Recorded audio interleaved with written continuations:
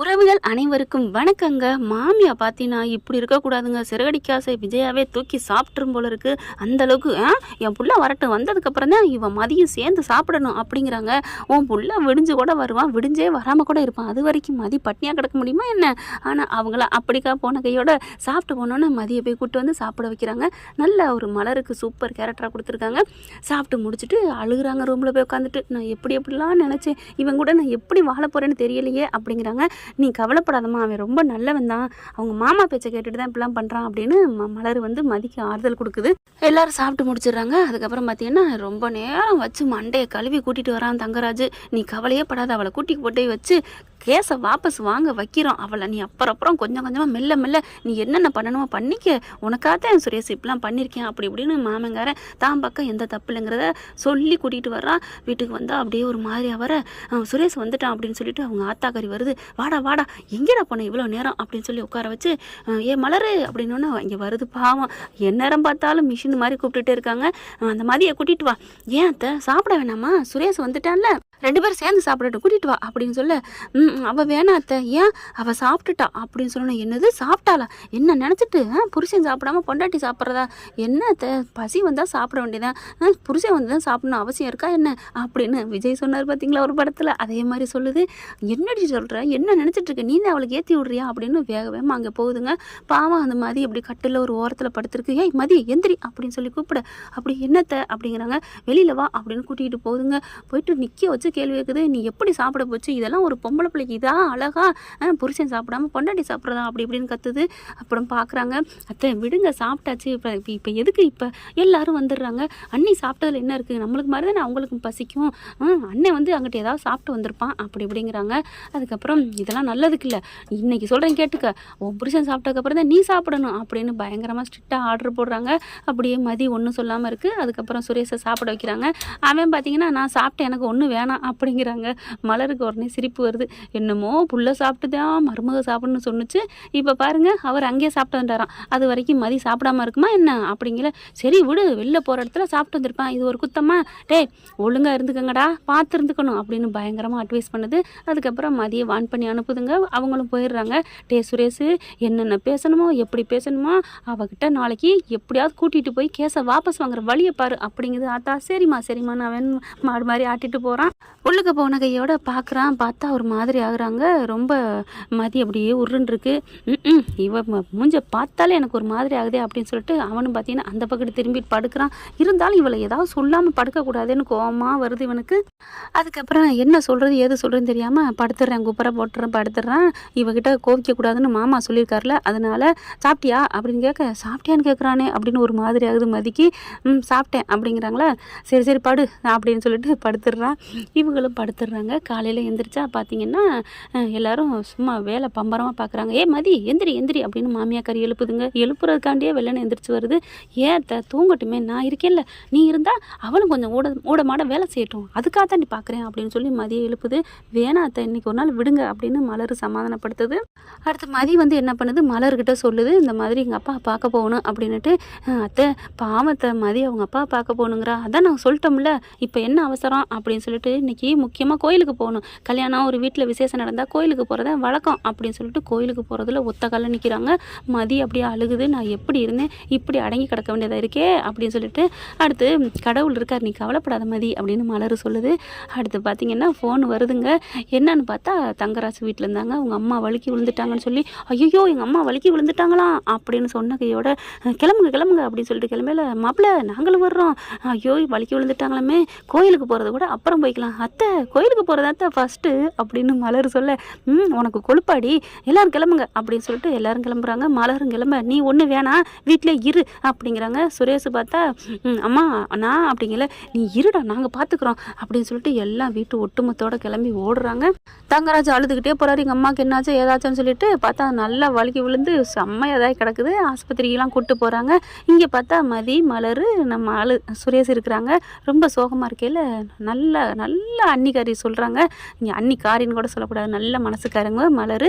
இங்கே பாருப்பா பாவம் அவங்க அப்பா பார்க்கணும் ஆசைப்படுறாள் அப்படின்னு சொல்ல, அதுக்கு என்ன நீ பண்ணுறது, என்னப்பா நம்ம வீட்டுக்கு வந்துட்டு அவளுக்கு எல்லாத்தையுமே பிறந்த விட்டுறணுமா என்ன அப்படிங்கிற அப்படி பார்க்குறாங்க.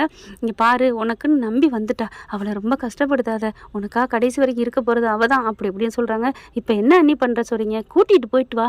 ஐயோ அக்கா அம்மா மாமா எல்லோரும் வந்துட்டா அவங்களாம் இப்போதைக்கு வரமாட்டாங்க. இப்போ தான் நான் ஃபோன் பண்ணேன், ஆஸ்பத்திரி தூக்கிட்டு போயிட்டாங்களாம். எப்படியும் ஒரு 3 மணி நேரம் ஆகும், அதுக்குள்ளே நீ போயிட்டு வந்துடுறேன் அப்படின்னு சொல்ல அப்படியே பார்க்குறாங்க. ஏற்கனவே மாமா சொல்லியிருக்காரு நைஸ் வச்சு ஐஸ் வச்சு பேசுடா அப்படின்னு. அதனால வேறு வழி இல்லையா, சரி அண்ணி பாவமாக தான் இருக்குது கூட்டி போகிறேன் அப்படின்னு சொல்ல ரொம்ப சந்தோஷப்படுது மலர். நம்ம பேச்சுக்கு மதிப்பு கொடுக்குறான் அப்படின்ட்டு. அதுக்கப்புறம் மதிக்கிட்ட கிளம்பா எங்கே அப்படிங்கிற, கிளம்புறியா கிளம்பலையா? எங்கே கிளம்ப சொல்றீங்க? நான் ஒன்றும் வரல, நீ வா அப்படின்னு சொல்லிட்டு கூப்பிட்டு கையை பிடிச்சி இழுத்துட்டு போகிறாரு. அக்கா எங்கே அப்படிங்கிற, நீ போ அப்படிங்கிறாங்க. வண்டியில் ஏறி கூட்டி போகிறாரு. எங்கேன்னு சொல்லுங்க அப்படின்னுக்கிட்டு இருக்காங்க. ஒன்றுமே சொல்லாமல் கூப்பிட்டு வந்தால் கரெக்டாக ஆஸ்பத்திரியில் கொண்டாந்து இறக்குறாரு. ஆஸ்பத்திரி பார்த்தோன்னே மதிக்கு ரொம்ப சந்தோஷம். பரவாயில்லையே நம்ம அப்பா பார்க்க கூப்பிட்டு வந்திருக்காரா அப்படின்னு சொல்லிட்டு அதுக்கப்புறம் நேராக அங்கே போயிடுறாங்க. அப்பா அம்மானு கட்டி பிடிச்சிட்டு அழுகுறாங்க. நல்லா இருக்கியம்மா? நல்லா இருக்கேன்பா அப்படிங்கல. எப்படி வந்த அப்படிங்கல. மாப்பிள்ளை பின்னாடி வராரு. மாப்பிள்ளை தான் கூட்டி வந்தாரா? ஆமாப்பா அப்படிங்கிறாங்க. நீ வந்துட்டியாம்மா? எனக்கு ரொம்ப கவலையாக இருந்துச்சுமா உன்னை பார்க்காம இருக்கிறமே அப்படின்னு ரொம்ப ஃபீல் பண்ணி பாச மழையை பொழியிறாங்க. ரொம்ப நன்றி மாப்பிள்ளை, என் பிள்ளைய கூட்டியாந்தது அப்படிங்கிறாங்க. அப்படிங்கிறாங்க. இருந்தாலும் ஒரு சம்பிரதாயத்துக்கு எல்லாத்துட்டையும் ஐஸ் வச்சு பேசுடா அப்படின்னு மாமன் சொன்னதே நினைக்கிறேன். இருந்தாலும் மனசுக்குள்ளே நல்லவன் தான் இவன். அது இலையோடுது. 1000 தான் சொல்லி கொடுத்தாலும் மனசுன்னு ஒன்று இருக்கு இல்லையா, கொஞ்சம் நல்லா பேசுகிறான். எங்கே என் பிள்ளை வாழ்க்கை வீணாக போயிருமோன்னு நினச்சேன் மாப்பிள்ளை. பரவாயில்ல, உங்களுக்கு கல்லுக்குள்ளே ஈரம் இருக்கிற மாதிரி உங்கள் மனசுலையும் ஈரம் இருக்குது. என் பிள்ளைய கூட்டியாந்து என் கண்ணில் காமிச்சிட்டிங்க அப்படின்னு சொல்லிட்டு மாமனார் கையெடுத்து நன்றி சொல்கிறாரு. அவ்வளோ இறக்கமாக எல்லாரும் பேசுகிற பார்த்துட்டு இவருக்கே சுரேஷுக்கே மெய் சிலுக்குது. மதியம் ரொம்ப நன்றிங்க அப்படிங்கிறாங்களா. என்னடா அது எகிரி பேசுவா, குதிப்பா வானத்துக்கு பூமிக்கு, இவ்வளோ அடங்கி போயிருக்காளேன்னு அவருக்கே ஒரு மாதிரி ஆகுது. அதுக்கப்புறம் சரி பரவாயில்ல நாங்கள் கிளம்புறோம் அப்படிங்கிறாங்க. என்ன மாப்பிள்ள அதுக்குள்ளே போகிறேங்கிறீங்க? இல்லைங்க, இது வீட்டுக்கு யாருக்கும் தெரியாது நான் கூப்பிட்டு வந்தது. என்ன மதி? ஆமாப்பா அவங்களாம் வேணவே வேணான்ட்டாங்க, நாங்கள் கோயிலுக்கு தான் போகணும்னு சொன்னாங்க. அதுக்கப்புறம் அவங்க மாமா இருக்காங்களே அவங்களோட அம்மா விழுந்துட்டாங்கன்னு சொல்லி எல்லாரும் போயிட்டாங்க. அந்த கேப்பில் தான் நான் இங்கே வந்தேன். விதி அம்மா எப்படிலாம் இருக்குது பாரு, கல்யாணம் ஆனாலும் ஒரு பொண்ணோட வாழ்க்கை எப்படி மாறுது அப்படின்னு இங்கே பேசிக்கிறாங்க. அதுக்கப்புறம் ஐயோ மாமா அத்தை நாங்கள் போகணும், வீட்டில் வந்துட்டான்னு தான் பாருங்கள் மாமா அடிச்சுக்கிட்டே இருக்காரு அப்படிங்கல. ஐயோ ஏதாவது பேசுங்க, என்ன பேசுறது அப்படிங்கல. அதெல்லாம் மலரன் இருக்காங்க, அதெல்லாம் சரியாக பதில் சொல்லிக்குவாங்க அப்படிங்கல. சரி அட்டன் பண்ணி பேசுங்க, இருக்கட்டும்னு கட் பண்ணலைங்க, எடுக்காமல் விட்டுறாரு. அதுக்கப்புறம் மலருக்கு அடிக்கிறாரு. அண்ணி என்ன ஆச்சு? மாமா எனக்கு அடிச்சுட்டே இருக்காரு. எனக்கு அத்தை அடிச்சிச்சு, எங்கடி அவகிட்ட கூடுன்னு, அவள் பாத்ரூமில் இருக்கான்னு சொல்லிட்டேன், ஓயாமல் அடிச்சுட்டே இருக்கு, நீங்கள் அட்டன் பண்ணியாவது பேசுங்களேன் அப்படிங்கிறாங்க. சரிங்க அண்ணி அப்படின்னு சொல்லிட்டு அடுத்து கால் இவரே பண்ணிடுறாங்க. என்ன மாப்பிள்ள என்ன ஆச்சு அப்படின்னு கேட்கல. என்ன மாமா ஏன் ஃபோன் அடித்தா எடுக்க மாட்டேங்கிறீங்க? இல்லை எனக்கு கொஞ்சம் முடியலை, தலை வலிச்சிச்சு, அதான் படுத்துட்டேன், சைலண்டில் போட்டு படுத்துட்டேன்னு சமாளிக்கிறாரு. பொய் மேலே பொய்யா பேசுகிற பார்த்துட்டு பரவாயில்ல சமாளிக்க ஆரம்பிக்கிறாருன்னு நினைக்கிறாங்க.